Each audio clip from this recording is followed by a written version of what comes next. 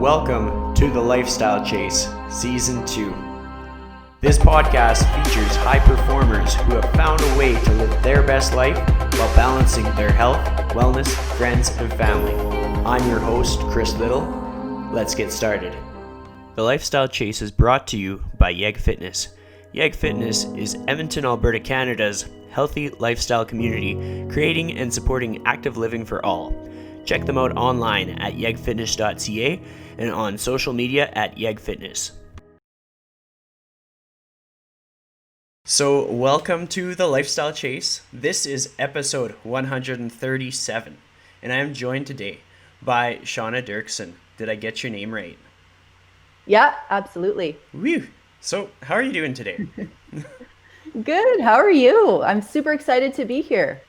I'm doing good. Like, I've found it's been very hot lately, but then I've thought about the years past when there's been a whole bunch of smoke in the air. That's usually how I frame things into being positive. I'm like, well, at least there's no smoke in the air. Like, we might be able to cook eggs on the sidewalk, but aside from that, life isn't all that bad. Yeah, no, that's a good point. And it's been humid too. So, definitely it's a good trade-off for the smoke, even if it does make my hair super, super frizzy and hard to keep straight. Yeah, I mean, like hair struggles, I know all about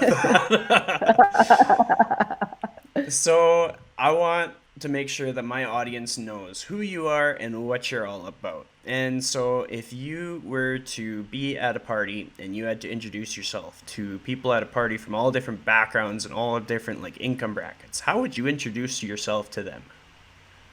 Oh, that's a good question. Well, I would say that I have a online business called Practically Minimal. And basically what I do is I help people declutter and uncommit so that they can make room in their lives for, all of the things that make them happy. I love it. So then we're going to hop into the handy dandy time machine that takes us back about 10 years. And where does that put you in your life? Oh my goodness, 10 years. Okay, well, I'm 38, so I would have been in my late 20s, 28.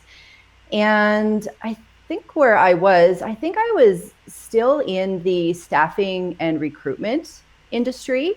So I worked in that field on and off throughout my 20s. And yeah, I think I was kind of on my last kind of stint with that. So I was kind of living a really fast-paced kind of a lifestyle. It's, it's a fun industry, but it's really competitive and there is a lot of pressure with it. So, I was just sort of like fully in that zone,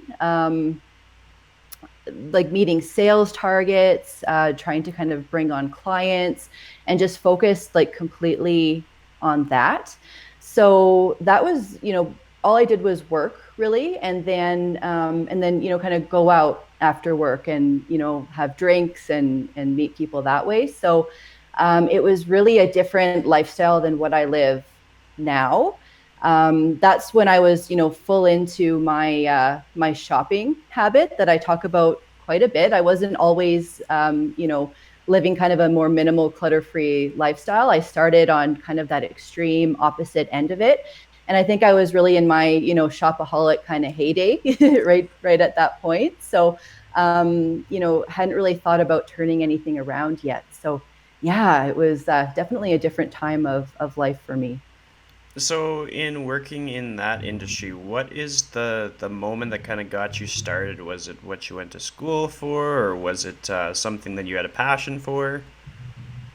Yeah, not at all what I went to school for. I went to school, I did a couple of different tries in post-secondary. I started off at NAIT and I did an office and records administration program just because I didn't know what I wanted to do or, I thought it would be a great foundation, which it was.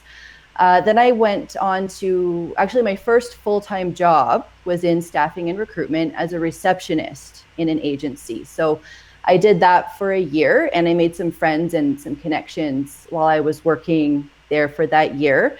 Then I ended up going back to school. Again, I went to Grant MacEwan and I took their public relations and communications program. So that's where what I have a diploma in now. Um, yeah, so then I did about a year or two working as a marketing assistant within the arts. I worked for the Arden Theatre and the International Children's Festival in St. Albert. So I had a lot of fun doing that. But, it was kind of time was up with it. I felt I'd gone as far as I could go in that position, and there wasn't a spot for me to move up then. So I left, and that's when I ended up back in recruitment. So I had still, like I said, had made some connections and some friends when I worked as a receptionist there, for my first job. And they offered me an opportunity as a recruitment assistant, just while I was trying to find something else in communications. So that was when, things were really booming in Alberta, and there were, tons and tons of jobs and just not a heck of a lot of people to fill them. So they needed some extra help on the recruitment side. So I actually moved into a recruitment role fairly quickly, within months, just because of, the demand was so high. So I kind of dived in from there, and I gave it my all, and that's how I got into it. I love it. And it's kind of funny. I took a couple courses in the public relations program in MacEwan. So like Mm-hmm. I can relate a little bit there. It's cool how courses like that are so helpful in this time with everything going on in the world. I found that learning, well, I mean, just learning how to communicate different things and learning how to understand different information and really present opinions and present facts in ways that are easiest to understand, sort of thing. It's just crazy how as much as we might not know what direction that we're going to go in the process, and like we might feel like we've tried a bunch of things and we didn't get it perfect, every little bit of education that we get along the way pays off for the end outcome, kind of thing. Like there's no such thing as like a road traveled that was unworthy of going down that road, sort of thing. Yeah, Um, I 100% agree with that. And communication, I mean, it's the foundation of really everything. So definitely lots of opportunity to apply things from that program.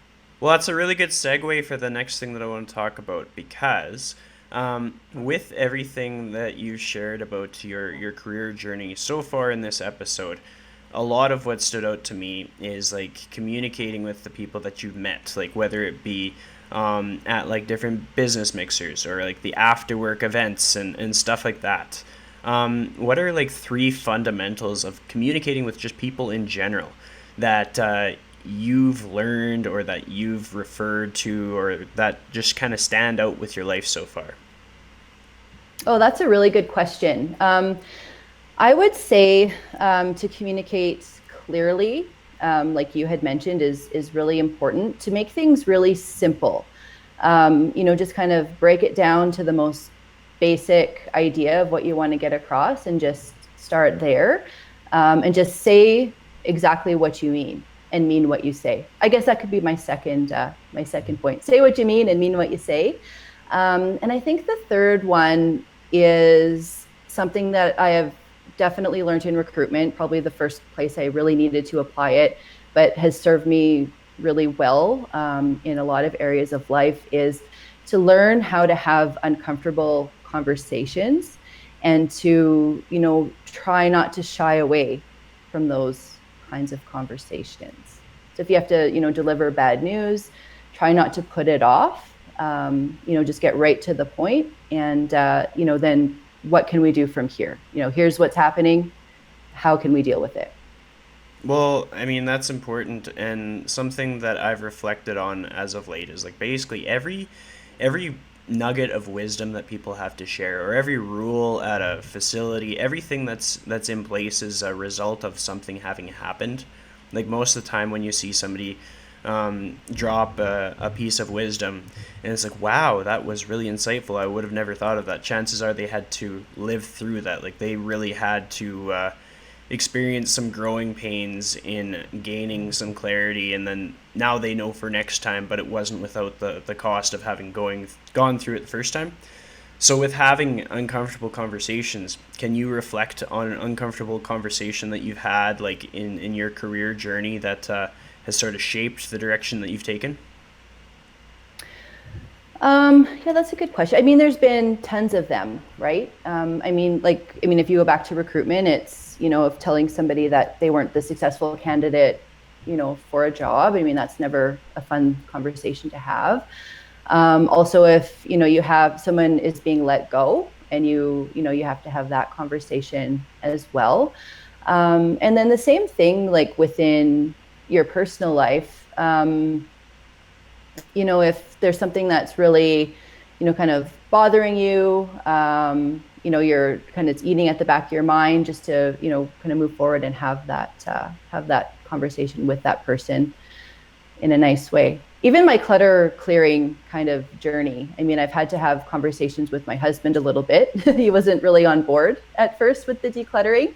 Everybody has sort of a different relationship with stuff, and it is a personal thing. So, I was getting really frustrated and, honestly yelling, like, why do we need this? Like, let's get rid of this. Why didn't you put this away? That kind of thing.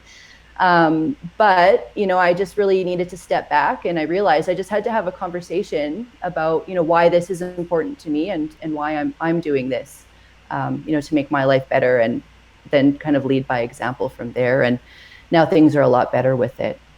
Definitely, I like that. I'm thinking about your time in your life when you were a recruiter into the point where you are now, where you are a business owner of Practically Minimal. And what was the process that took place to get you from that point A to point B? Oh, wow. It wasn't a straight process. I used to say yes to every opportunity, without really reflecting if it was, going to be actually right for me and my personality, and align with, kind of who I am and where I wanted to go. Actually, at that time, I hadn't even put a lot of thought at all into who I was or where I wanted to go. So I was just sort of like reacting to things. So, I mean, like the recruitment industry, as much as, I learned a lot and I grew a lot within it, it really wasn't for me. It is, like I said, it's a really competitive industry. There's a lot of pressure as far as, meeting sales targets. And I'm somebody who can be really hard on myself. So I felt that pressure, maybe more than, what my colleagues did, or maybe not. I'm not really sure. So from there, I finally kind of made the decision that, after working recruitment, leaving recruitment, and then going back to recruitment, and then leaving recruitment again, I finally, kind of made that choice okay, I'm done with this.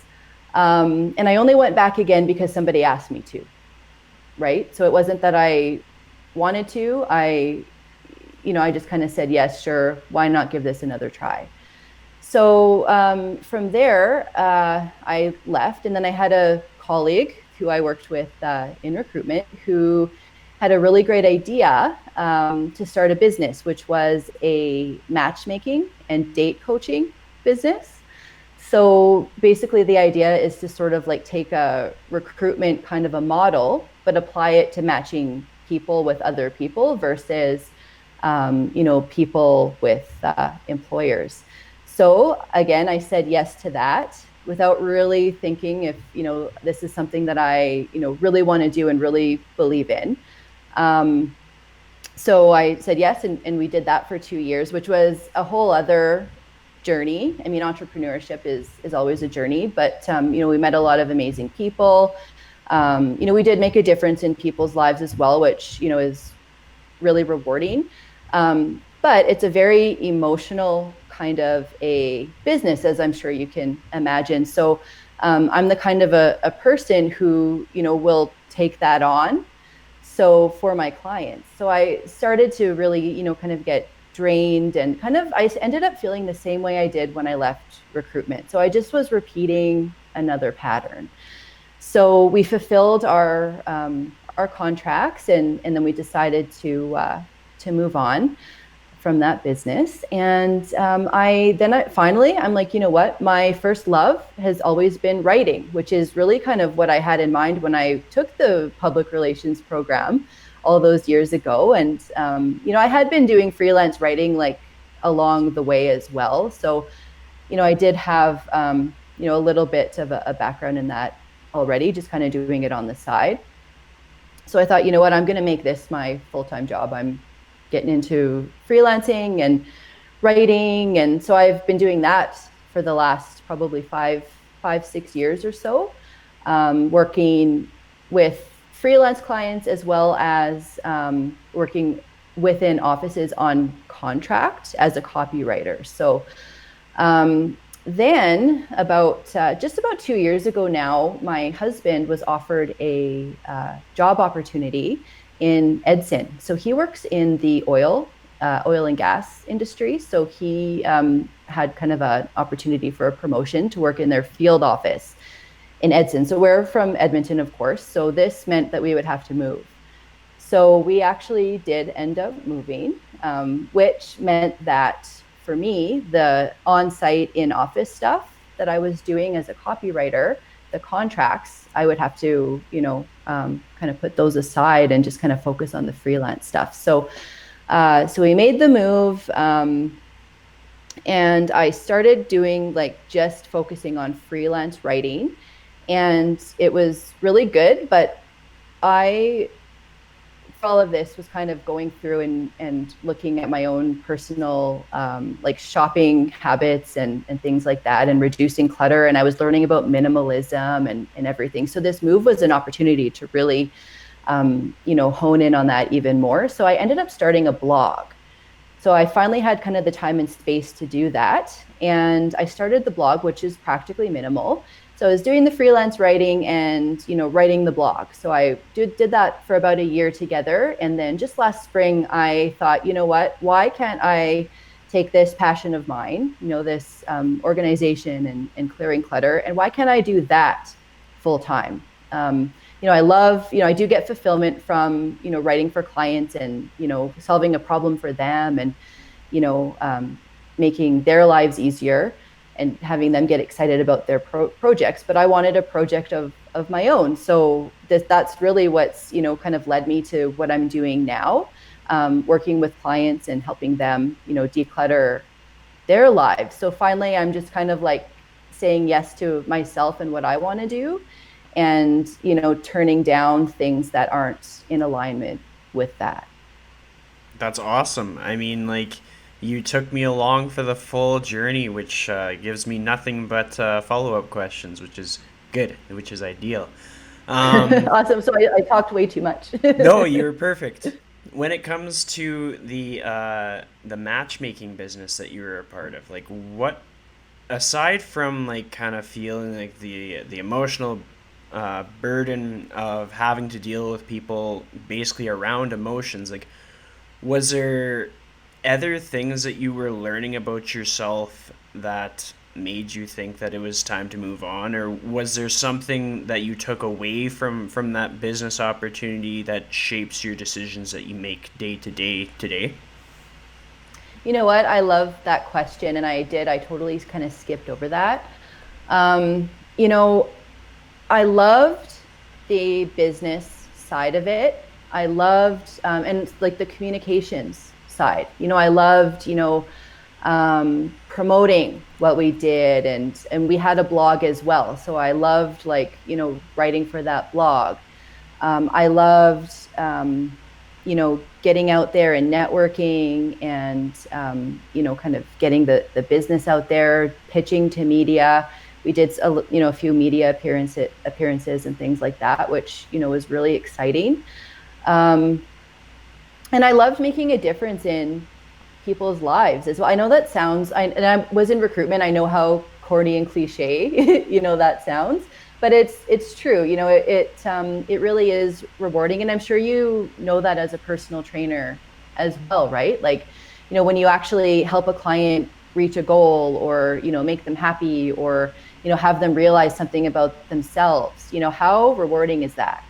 So I took all of that away from that business. It's just that that particular business just wasn't right for me. I wasn't passionate about it, you know? Yep. So ultimately that's the only reason why, we shut it down. And that's the reason why it was kind of like wearing so heavily on me and my business partner as well. He was feeling that also. So yeah, so that was an awesome question. Thank you. Well, I mean, I think a lot of people are going to come across that moment in their career journey, regardless of industry. There's a book that I read this past year, which kind of helps me formulate the whole process. I think it's called Essentialism by Greg McKeown.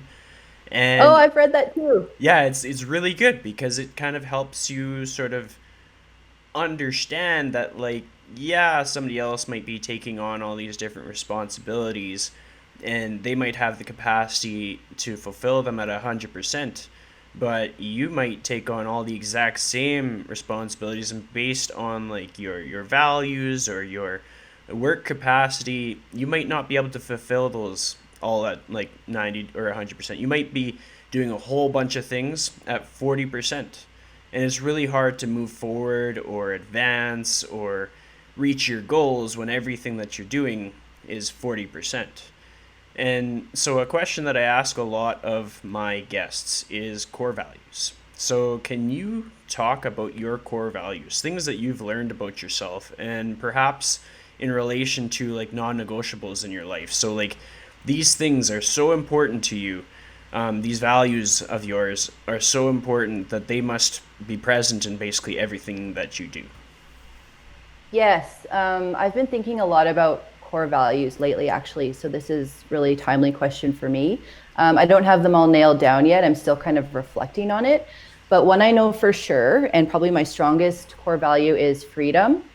So everything I do needs to have an element of freedom. So within my work, part of the reason that I want to, work online, I'll have an online business, kind of set my own hours and kind of choose the types of services that I'm going to offer, is because I want some flexibility as far as like how I do my work and where I do my work. I am between Edson and Edmonton quite a bit. So, that kind of flexibility and freedom is really important.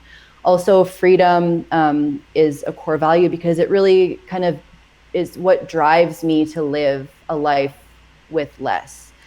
So the less stuff I have, and that means like stuff in my calendar as well as physical stuff, the more time and energy and even money I'm going to have to do the things that actually make me happy. So what is it when you get to do all the things that make you happy? That's freedom, ultimately. So that's, my biggest core value. The other one that's really important to me that I've identified is communication. Is that a surprise? So yeah, and I'm, working on this as well. And I do catch myself, not having conversations sometimes that I should have, and, maybe not communicating as clearly as I need to in a situation. So I am, it's a work in progress, but, that's authentic communication. I am working really hard to deliver that to people. So, that is something that I value in return as well. So anybody that I work with or partner with, communication is a really big element as far as making those decisions. I love it. So you got me thinking when it came to freedom, when it came to communication, all these things for anybody in the fitness industry that's listening to this podcast, all these things are relevant. Anybody in any industry, these things are relevant. And I think with these things comes a lot of self work that we have to do. And with that being said, I have the next question for you. So, like, you're creating freedom in your life, you're creating an online business. Have you ever experienced imposter syndrome? Oh, all the time, every day. Yeah, in So, everything I've done. how do you navigate that? Um, you know what? Probably the way that I navigate it is that I know that almost everybody experiences that. One of the things I've learned is, especially with this business now, practically minimal, is that you need to start things before you're ready. So you're never really going to feel like you're 100% ready or that you 100% have all the answers, and nobody does. So that's really how I, kind of get through that imposter syndrome where you're just feeling like, you're not good enough. You're not, maybe as experienced as the next person. Why would somebody come to you for this? Those types of negative thoughts. Yeah, like just, nobody is, and why not you? That's the other thing I think. Like, you know what? There's a lot of other people doing this. They're no different than me. Why can't I do this too? There's really no reason. Yeah. Well, I mean, it's so true, and I think everybody can admit that at least at some point in their life that they've experienced imposter syndrome. But at the end of the day, like we're all going and we are providing value into the world.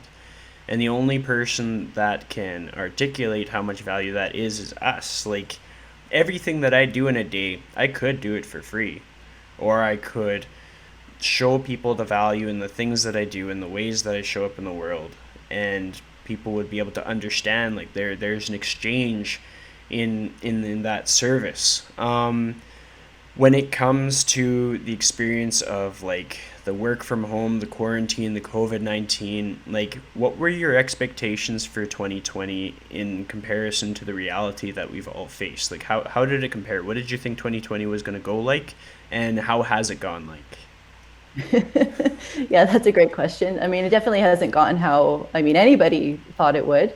For me, I worked from home anyway, and I have for a long time. So, that luckily for me, that hasn't been, a major adjustment that I've had to make.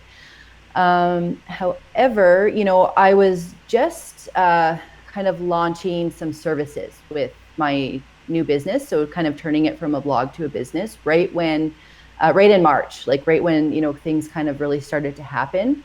So part of my plan was, kind of in-person networking and events and things like that to grow the business, which is how we grew our last business. So I had to really kind of, switch gears a little bit and just kind of take that online. So I ended up, kind of joining some online networking groups. And luckily, other people were in the same boat, taking their services online and taking their networking opportunities online. So, there was a lot of opportunity there to take advantage of. So, I just kind of looked for it and took advantage of what I could. Yeah, and then just, kind of being, like I was saying, like I kind of go between Edson and Edmonton. So the other side of that is that I ended up spending a lot more time, obviously, in Edson, so which I hadn't before. And it kind of made me grow to love it here more than I thought, right? I didn't think I was like a small town kind of a person at all. And I thought that would be, kind of a really challenging thing for me. And it was, but I think it's because I was not really giving it a chance. I was, kind of on the go, going back and forth so much that kind of being here in this environment, I've really got to kind of learn a lot of things that I like about it. So like I, kind of head out the door, go for a run. There's a running path, like, right by my house. So I can just kind of go out the door. Then it's like kind of a nature type running experience, which is really nice. And, if I want to go and get something done or get groceries, it's like 5 minutes away. That kind of thing. I'm not waiting in line. And then we haven't had that many cases of COVID out here either. So you almost, kind of, there's a little bit more distance and separation where we are. We have more space. So, that's made things a little bit easier too, in a sense. But yeah, I've just been kind of rolling along and, making adjustments where I've needed to and trying to really kind of find the best in the situation and just focusing on, okay, like this isn't what I wanted it to be. How can I make this, maybe even better? or how can I make the best of this, and just really trying to some days it's easier than others, but just really trying to keep a positive mindset around it. Well, I mean, it's so true. And it's really interesting talking to people about their COVID-19 experience because, like, there's a lot of businesses that have grown in this time. And just like, there's a lot of instances where, like, we discussed core values and we discussed, like, you getting in tune with your core values and the environment in which you do all the things in your life makes a big difference too. And sometimes it's not so much that we need to, like, there's a lot of people that are like, oh, if only I lived somewhere different, everything in my life would be better. But sometimes it's just a matter of how you perceive your surroundings. Like, are you framing everything that you see in a negative light, or are you assessing what is good in what you are surrounded by? And then with your business, like, I think it's extremely valuable. It's kind of funny. I'm sure that you've heard of Marie Kondo. I can't remember if it's Marie or Mary, but like, have you heard of her? Oh, yeah, absolutely. Yeah, Marie Kondo. So I can't remember exactly what got me on to like reading the book, but ever since, like, I have gifted that book to a few of my like longtime clients because it coincides so much with their fitness, because I kind of take a bit of a holistic approach with personal training in that, like, sure, I can show you how to exercise in the gym, but is that going to change your life, or is like the lifestyle habits going to change your life? And with that being said, like, what was like the, aside from perhaps necessity, what was the TSN turning point in you starting to have a more minimalist lifestyle? Yeah, that's a good question. So, like I was kind of saying, like I kind of came from the extreme end of it with, a really good shopping habit. Um, so I, you know what, I'll kind of go back a little bit. Fitness actually does sort of play a little bit of a role in this for me. So when I was like kind of back in those days in the recruitment field, and I was kind of like living the really kind of like faster paced life and going out a lot, that started to catch up with me, as those kind of lifestyles do. Like I was out for drinks, several times a week. Maybe not feeling great the next day, making bad choices, or not great choices as far as food went.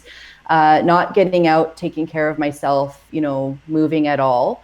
And then, that starts to show. So, your complexion's not very good, you start to gain weight, that kind of thing.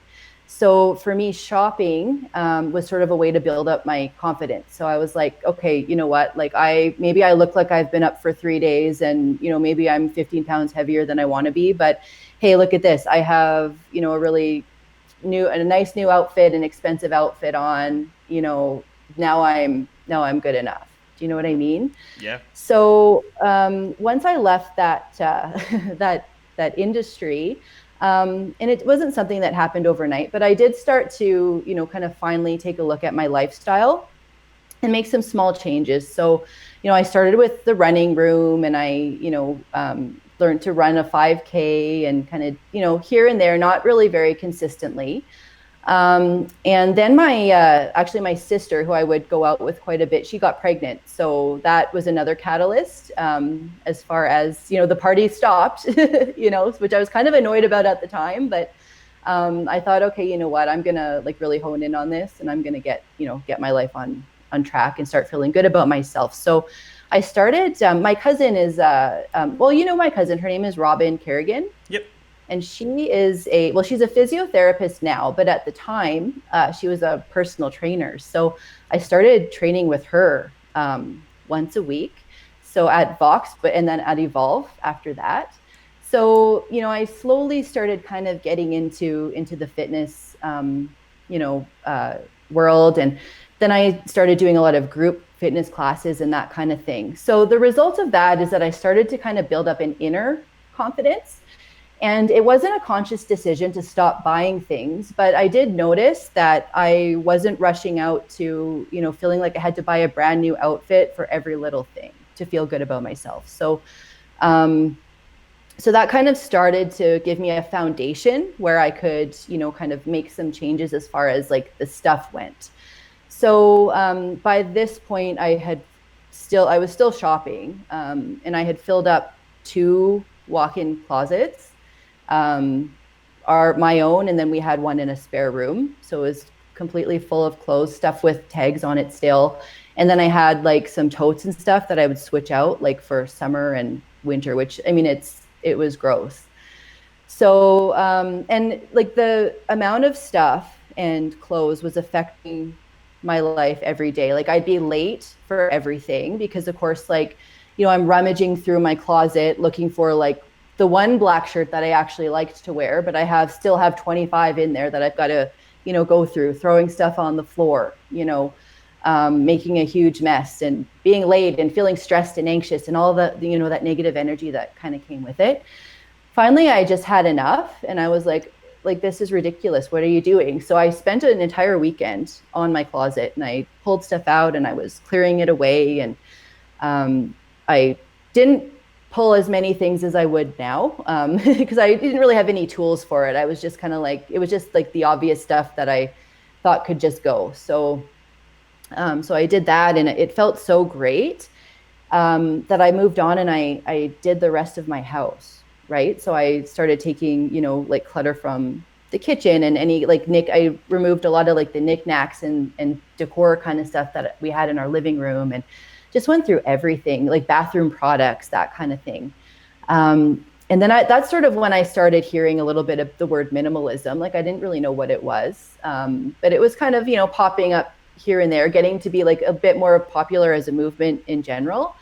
So at the time I was on a contract at a writing contract at the U of A, and I saw like a little poster that the Minimalists were going to be coming to the Meyer Horowitz Theater. So I know that they have a Netflix special, but I had never even heard of them before. I hadn't watched the documentary on Netflix.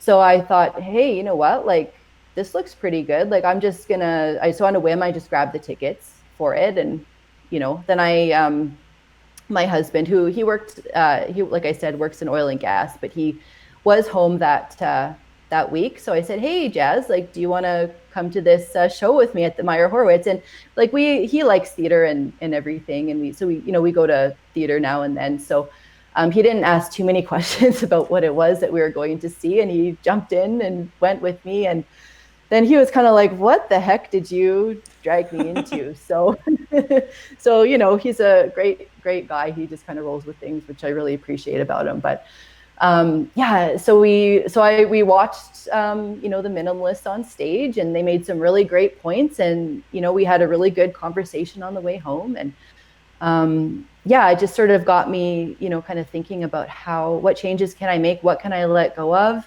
And I've gone through all the different areas in my home several times, because you let things go, but then you need to sort of like prove to yourself that you can actually live without them and you don't need them. So then the next round, you let go of more and more. So it's kind of led me to this like life-changing kind of a passion that I have now and like to share with other people. Well, I think it's so cool because like you shared a lot of things that I completely relate to, like a lot of things that I've lived through in my changing of careers. So I'll share a little bit with the audience so that they can kind of understand how valuable what you do is. I know that when I first started to travel more, it's weird because we tell ourselves that we have these restrictions, like whether it's that we don't have enough money or we don't have enough time, but truly the limiting factor is ourself. So at that point in my life, I made a good enough income that I could travel, but for some reason I was telling myself that I couldn't, that I didn't have the money to do so. And whether that be because of like lifestyle spending choices or just because my expectations of how much money was enough, I was still limiting myself. But nonetheless, I had some good friends convinced me to go on trips. So in like a 2-year span, I think I went to like Las Vegas twice and Hawaii twice and Costa Rica once and Montana twice. Like I was basically traveling as much as I could with the vacation time that I had in my old career. But when I came back, looking at my bank account, I was like, I need to recoup some of the money I just spent. And so I like look through my place and I'm like, okay, what can I sell? And because I used to work retail, like I worked at Sport Check for about 2 years as a department manager, and so I had this crazy good discount, and I bought a lot of stuff, like tons of clothes, Mm-hmm. tons of shoes, tons of just random equipment. And some of it has been helpful now because most of my workout equipment is from my days of working at Sport Check. But I realized how much stuff I had that I didn't need. Like I realized I had more clothes than I could possibly wear. I had clothes that actually made me feel self conscious no matter what shape I was in. Like, I definitely bought a lot of clothes as I gained weight because just like you shared with the different lifestyle, like you go out to drink after work. Like, for me, the lifestyle was like you put in your time at your 8 to 5 job or whatever, and then whatever is outside of that box doesn't really matter. Like whether you're going out for beers with your friends or going out to the bar on weekends, it doesn't count because it's not in. It was just like I wasn't fully immersed in the work. It was just the work afforded me to do the things that made up for what I did for work, sort of thing, because I wasn't passionate about it. Mm-hmm. And so I just accumulated so much excess, but as I was recouping some of the money spent on holiday, I realized, oh, like I didn't actually need all this hockey equipment, and then I didn't actually need this electronic piano, and I didn't actually need.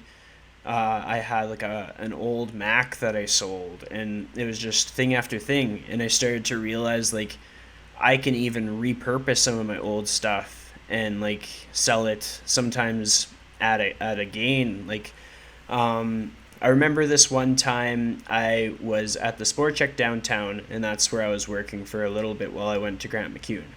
And somebody had this old Mac Pro or something, but it was like one of the old school ones where it's like the standalone monitor, and you put the CD in the side, but it's still a bit of a thicker system. But Yeah. I cleared up all the dust because clearly this in the Marie Kondo terms, this was something that was not bringing that person joy anymore. So they had let it sit to the side, and it accumulated dust, and the system was cluttered with stuff, and so they just needed to clear their space. And I could understand that that thing had value, but I already owned a few computers, and so it wasn't going to bring me joy, but perhaps I could Mm-hmm. repurpose it and kind of elevate myself through some of my other skills. So I went and I cleaned up all of the external of it, and then I cleared the hard drive, so it was basically as new as it could be.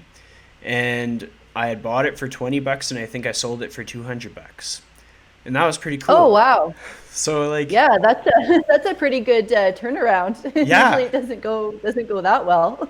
Well, I mean, it was just a matter of like the self awareness of knowing what our skills are, regardless of whether that's our job title at the time, to like be able to get introspective and think like, what am I really good at? Like what are my passions? It doesn't matter if it's my job title right now. It's just like to focus on your strengths. And so that was Hmm. kind of like a pivotal moment for me in the sense that like, yeah, just because like I'm decluttering doesn't mean I'm just throwing all of this worth out the window. Like sometimes it's a good thing. Like sometimes it's valuing myself a bit more in the sense that I am able to then take that investment and put it into things that better me in where I am currently.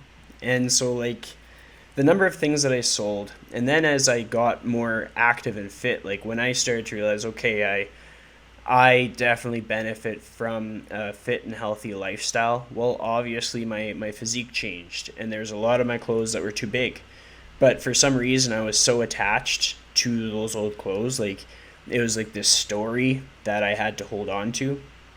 And I Yeah. never realized how empowering it was to get rid of that stuff. Like even like old relationships, I used to hold on to things from old relationships, and then I was like they could be a wonderful human being, but I don't need to like hold on to everything that's attached to that, because I am my own entity. And like this is a great metaphor that I learned from the Marie Kondo book, was like the real estate that the objects in your home take up. Like, let's say I have a laundry room closet and I've never looked inside that laundry room closet, but within that closet is like a shelf full of things that I've never used. Like, even though I don't see it, like it's taking up square footage in like Hmm. my energy. And like that sounds super like hippie like, but it's a reality in the sense that It is. if you clear out that, you feel better. Like you feel better with your environment. It's kind of like your experience in really embracing Edson. It's you can embrace the home Hmm. that you're already in. I think a lot of people get really burnt out or really defeated because they're looking to make this huge change. And this can correlate to fitness, but in terms of like the space that you're in, people are like, well, if only I had a bigger house. And then they're unwilling to make the tiny changes that could perhaps give them a better feeling about the home that they're currently in. Like Yeah. tiny changes, like yeah, just clearing out your closet to the point that maybe you have five different things that you wear and that's it. Like, Yeah. And 5 things that you love to wear, right? exactly. So knowing that every time you open up a cupboard, or open up your closet, that it's basically just a showcase of things that bring you joy, and that you love and that you actually use. I mean, that's where the life changing stuff really comes in. And then a lot of people get really focused on like, oh, well, I've already cleared out my clothes and I've got no more clothes that I can clear out. So like I've had it with this, but like I like to add in some extra stuff. Like when I first got my cutlery set for my condo that I've owned for almost 7 years now, I got it was like a 200-piece cutlery set, and I'm like one guy. And so like when I went in to grab a fork, I could grab one of like 40 different forks. Yeah. And then you take that fork, and me being a bro, I'm gonna grab that fork, gonna eat my food and set the dish down somewhere. I'm like, oh, I need another fork, and I go and I grab another fork. Like, Hmm. unless I was like a high level dishwasher, which I am not, like I'm just gonna have a bunch of forks lying around my place. And Yeah. it was actually like 2 months ago. I finally was like, what am I doing? I've never had more than four people in this place. Maybe like once. Like when I moved in, I had my immediate family in here, and I had to use all the cutlery. But aside from that, like not all of it, but like I had to use a significant amount of it. Aside from that, I've never needed to use like more than three forks. And so I just looked at the cutlery drawer and I was like, okay, I'm just gonna leave it to four of each thing. Like if I have four people, that's max capacity for this place. And just like the tranquility that it gave me to clear out the cutlery drawer, Yes. Yeah. I was just like, Yeah. wow, because then it elicits a cleaner home. Like if you only have so Hmm. many things to get messy, then you're not going to be nearly as messy, because you're going to run out of cutlery. You're going to have to clean it no matter what. Like unless you like Yeah. eating with your hands, you're cleaning your cutlery. And Yeah. just like these incremental things where that made such a big difference, because then we can look at that and correlate it with a person's meal prep struggles. They're like, oh, well, I can't do Hmm. meal prep because it takes so long to do the dishes. And it's like, well, how many dishes do you realistically use? Just like break it down to like one pot, and then maybe like your rice cooker or like your crock pot. But like sometimes you don't need like the Yeah. full set of pots. Like sometimes if you need like a double boiler, you can just like send somebody that uses their double boiler all the time a text and be like, hey, can I borrow your double boiler one time for the one time I use it this decade? Like it's Yeah. Exactly. perspective is Yeah. crazy. Yeah. um If it's something you can borrow, then you don't necessarily have to buy it, right? Absolutely. And so I'm hoping that people are kind of like seeing where they can fit into this equation, because the more time that you have for things that matter, the further you can go with the things that matter. It's kind of like you talked about freedom and how much that means to you. Well, if a person's tied up doing their dishes or choosing what clothes that they're going to wear or worried about the home that they're in every time they wake up, like that that takes away a lot of freedom. A lot of people can be held back in that capacity. Um, Yeah. what was the moment in which you were like, yeah, practically minimal, I'm going to do this? Like what was that day or that week or that month like when you just decided it's time? Well, when I started the blog, I had kind of in my mind, okay, I'm just going to start this blog. I don't know what I'm going to do with it. I'm just going to kind of get into it and see where it goes. So I gave myself a year to do that. So at the end of the year, I did not feel ready at all, but I decided I was just going to start anyway. So I came up with a couple of group programs, just because I thought, it's kind of what felt right to me and made sense to me. So, especially with the timing with like COVID and everything, I thought, something where, people are at home anyway, maybe it's a great time to look at our own spaces and make sure that, our spaces, that your space is bringing you joy and you actually, like to be at home. And it's not a cause of, frustration or overwhelm and hard to clean and maintain, like you were saying. So I kind of took the timing of that, put together a program, and just went for it. So really, the catalyst, I guess, was just the fact that I'd kind of had the blog going for a year, and I had in my own mind, I'd kind of set that as, this is when I'm actually going to take action and do something with this. And I was still open to the different outcomes that it could have. But I'm like, I'm just going to take an action here and, see how it goes and learn from it. And then that's how I'm going to know how to take the next action with it, which is what I'm still doing, with it as well right now. That's awesome. What is an experience that stands out to you in terms of like what a person gets to learn as like your client now, like when you're offering your services and somebody is getting to really experience the value that you bring? What is a moment that stands out to you with that process? Well, there's a few different things. People would, kind of come to me for a few different reasons. One of the most common ones is overwhelm. So, you know that you've got a lot of stuff in your house. You've got a lot of clutter. And clutter is, I'll define it as, something that you don't love, use, or need. Okay, so if you actually like look around your home and think, okay, what's here that I don't love, use, or need? Probably quite a few things for a lot of people. So you can get to the point where, you've got so much stuff that it's affecting your life. Like, for example, like it's making you late for things because you can't find what you need. You're not hitting maybe some of those health or fitness goals, like you said with meal prep. If you don't have a clean, clear, inspiring kitchen where when you open the cabinet, there's Tupperware flying out all over the place, and you can never find a lid that matches, and it's just going to create a really frustrating experience for you to kind of reach those types of goals. So, but it's overwhelming to face it, like first to see it and then to face it. So, and it's not fun. I mean, like how is, cleaning out your closet or, cleaning up all the paper in your office or workspace? Like, how is that fun? So sometimes you need just a little extra motivation to kind of get past that first step. So, what I can do is sort of break it down for you, or help you break it down so that it doesn't seem so overwhelming. You're like, okay, I have to clear out my home office. Like there's paper everywhere, office supplies all over the place. Like, what I'm working from home now, like what am I doing with all this stuff? So instead of looking at it as like one huge project, like let's break this down. Maybe with the first day, you're just gonna clear the knickknacks like off of your desk and you're just gonna deal with the stuff on your desk. So that's like one project. You've broken, months or years of stagnation by just, taking action at all, even if you just get rid of two things. So that's, has really a big effect on your mindset as well, just to kind of do something and break that stagnation.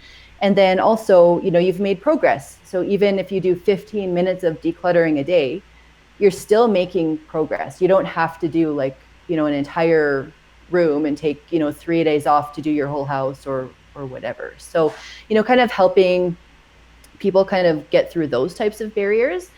And the other thing that people will, kind of want and the accountability piece that goes along with that too. But the other thing is that sometimes it's hard to let go of things like, things that you kind of feel like maybe emotionally attached to, but you really don't love it. You don't use it. You don't need it. But for some reason, like you were saying before, like maybe it kind of represents something in your past. So that, or maybe, you're really practical and you have this thing and it's still good, like it's still good and still in good shape. Like, what a waste. Why would I get rid of this? So it kind of stops you from letting go of those things. So, we work through a little bit of that, and I can kind of help give, some strategies to help people let go of things as well. Yeah, well, I mean, like, as soon as you said that, I was like, my George Foreman grill. Like, it's practical. I like it. It does good stuff. But, like, how Mm-hmm. often do I use it in the year? Like, Yeah. that was something that I struggled to part with, but I did. I did part with it, and it made a pretty big difference because I had more space to store things like my blender, which I use normally, and like shaker cups and stuff like that. So it's like Mm-hmm. all in the application of it. Like once you realize the outcome of that move that you did, it makes Mm-hmm. doing that thing that's difficult a lot more worthwhile. And have you missed your Foreman grill since you've let it go? No, no, it's like, Yeah. oh, George Foreman and I, we went through a lot of things together. There was those phases of our life where we made burgers all the time, and it's like now I don't eat burgers all the time. So like he Yeah. can go on to Value Village or Goodwill or wherever he is today, and I'll be okay. Yeah. And what a Um, great example of now, like you've let go of the thing, but guess what? You still have that memory, yes, So by letting go of the physical item, like it doesn't mean that you have to let go of the memory or the relationship it's so with it, true. right? So yeah. So you can still think about all your lean burgers that you used to have with your Foreman grill. So I have two questions left for you, and the second last one is something that you may be familiar with. It's if you had one piece of advice to give to somebody on how to live their life to the fullest in the most authentic way, what would that piece of advice be? I would say, well, first of all, I think the most important thing is to figure out what actually is authentic to you, because that's not easy. It takes a little bit of self-reflection and kind of figuring out who you are. And like we talked about, what are your core values? Where do you want to go? Who do you want to be? So, really kind of thinking about that and really getting confident with what is authentic for you would be the first thing. And then at that point, I think pretty much everything you do should align with that. So saying no to anything that doesn't align to that. And then, saying yes to the things that bring you joy or the things that are going to help you reach your goals or the things that align with your values and just letting go of the rest of it. So true, so wise. And then I have a challenge for you. And that challenge for you is actually to give a challenge to my audience. And so the way you'll do it is you'll say your challenge for the day is, and then give the audience a challenge, and that'll be it. That's what they got to do. Oh, I love it. What should it be? Well, you know what? I think the challenge for the day should be to let go of something. So, that could be an item in your home, big or small. Maybe it's an obligation, something that you find yourself doing all the time, but it's not, bringing you joy and it's not helping you, kind of reach towards any of the goals that you're going for, and it's not aligning with you. Or maybe it's even a relationship that just isn't serving you anymore. So it could be big or small, yeah, just let go of one thing today. That's great advice, especially in this time and in this space when we can be overwhelmed with the things in front of us. I think a lot of people will get a lot of value out of that. Awesome. I hope so. Well, thank you for joining me today. Yeah, thank you for having me. This has been so fun.